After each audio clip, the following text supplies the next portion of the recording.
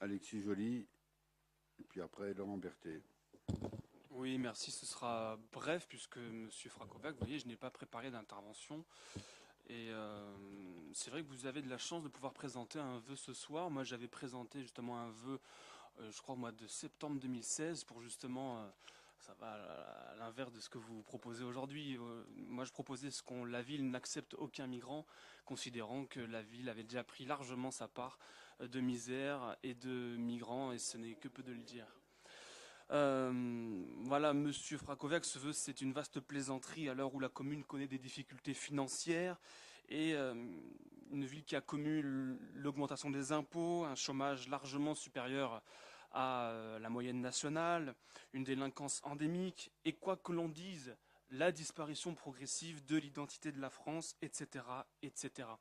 Alors, Monsieur Fragovac, vous parlez de bons sentiments, vous êtes presque touchant d'ailleurs, et dans votre texte, vous parlez des enfants. C'est vrai que c'est touchant, mais la réalité, que l'on soit, enfin, elle n'est pas du tout celle que vous décrivez. Les gens qui traversent la Méditerranée sont pour la très grande majorité des hommes.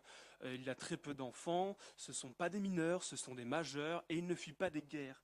Voilà, donc je suis désolé de vous le dire, mais vous êtes un vendeur et votre parti politique, et vous n'êtes pas le seul, vous êtes des vendeurs de charité professionnelle, vous essayez de détourner un petit peu les gens, vous utilisez parfois des moyens auxquels nous, on serait reprochés, vous utilisez les enfants. Voilà, donc ce sont des questions aussi qui relèvent des compétences de l'État.